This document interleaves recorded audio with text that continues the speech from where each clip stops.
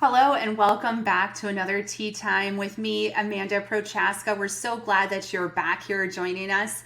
Today we're going to have a little rant, maybe. It's 3 things that we've accepted as practitioners in procurement that really need to change. And these things have been kind of on my mind for a while now, and it's time to make a video about 3 things we need to change in procurement today. So cheers to that, and let's get started.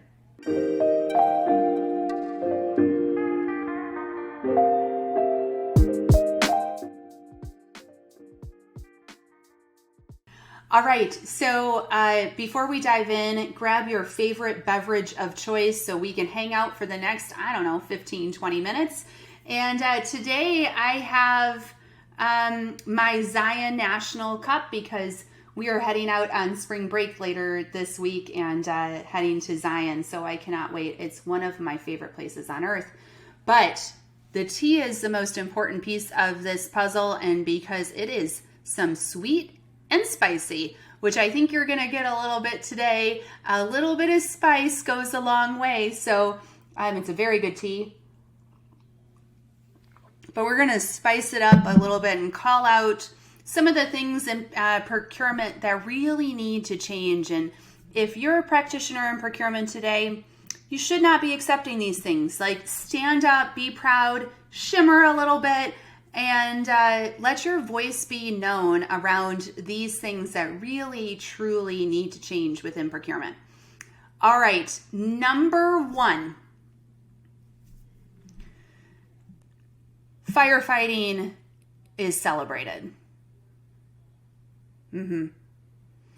I think when people get into procurement, they don't think they're going to be firefighters, but culturally within procurement organizations, I've noticed along my career, I've started noticing this at my clients, is that the people who get celebrated are those who are firefighting and being reactive to whatever's going on day in and day out.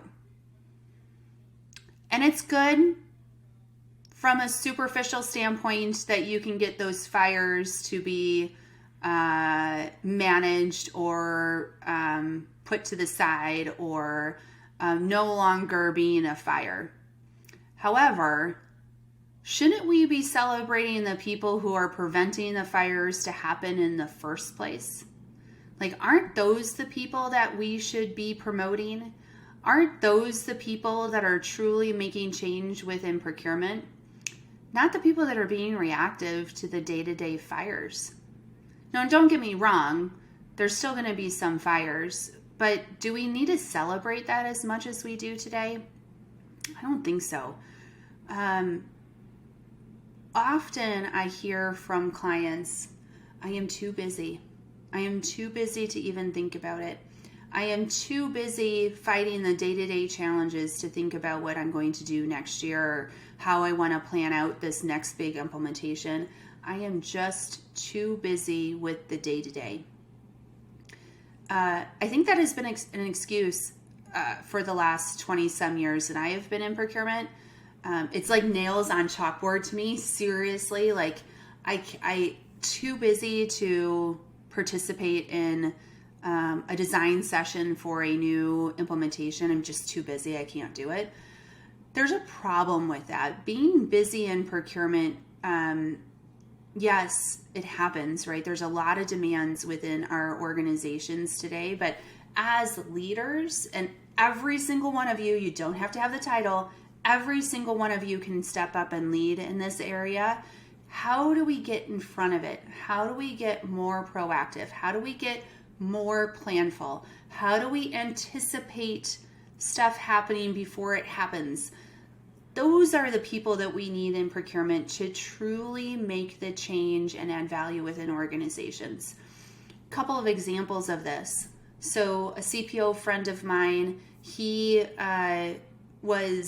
this was during COVID, and he was anticipating supply chain shortages in one of the major commodities that they must have to produce their product.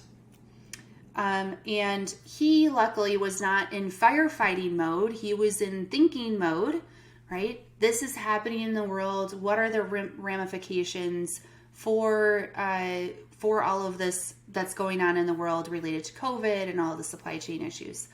So he put together a strategy, got it approved by his leadership, and bought in advance that key commodity, held it in inventory before the shortages started to happen.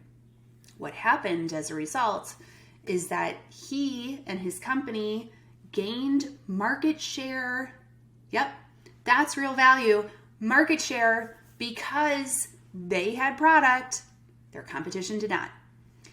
That is a huge proactive move. And the rest of his competition was back there firefighting. You don't want to do that. Let's try to use this example to get out of that firefighting mode. Another great example, I think I've shared it with you, but it's just such a great one. Again, a COVID learning and supply chain shortages. I have a friend who has she supports a very unique business. And she was anticipating, again, supply shortages. And she's like, but I don't have warehouse space to hold all of this stuff. So what am I going to do? And so what she did, she partnered with her promotional goods supplier. Like the creativity of this woman is beyond me. So she was thinking not in firefighting mode. She was anticipating the market need. She went to her promotional goods supplier and turned them into a 3PL for PPE. So the PPE that she was able to obtain kept her business in business. Also increased the market share. Also put them in a more competitive position. And she wasn't back there firefighting at the end of the day. I mean, she probably still had other things that she could focus on, but at least that she knew she was protecting her business and anticipating the need. And she got a supply through a promotional goods supplier, helping her to be a 3PL. Amazing stuff right there. That type of work should be celebrated and adds long-term value to your organizations when you can increase market share, build those relationships, have happier customers because of the work you do in procurement. So let's stop celebrating firefighting and anticipate and be problem solvers more often, and procurement will be a game changer when more and more leaders can do that. So that's number one. Number two, we've created stodgy processes that are not agile enough to meet the needs of the businesses that we work for. And they're also not user-centric. They are procurement-centric. That has to change. I think we thought that we were stuck there for a long time, including when I started my career of implementing SAP and all these other solutions that are out there. The whole motto was simple, streamlined processes, but flexible at the same time. But it's still, when you looked at how we developed those processes, it was about all about getting what procurement needed out of that process and what AP needed out of that process. Well, who are we actually serving within our companies within those processes? And that was a question that has been like kind of rolling around in my head. Are we serving ourselves, or are we serving the company? Are we serving the people that are sitting in the seat of a salesperson who just needs something to be purchased? They don't want to spend a lot of time on it, nor do they care that you have 15 buying channels and this service that they're trying to buy is under $5,000. So it needs to go through a different process than one that might be $5,001. Do they care? I don't think so. Do they know what those processes are? No. Should they? No. So I think it's time now, with new technologies coming out. Procurement orchestration is going to be a huge game changer in this space, where we can finally develop processes that are user-centric, that support the business versus support procurement solely. So a good example of this, and my good friend Dr. Eloise Epstein mentioned this at a recent event. She's like, my dream really is for procurement orchestration to be like Netflix, where you log in and you see something completely customized to your needs and your history and your preferences. And it's constantly learning what you might like and what you might not like, and what your buying behaviors might be, and how quickly you need things, etc.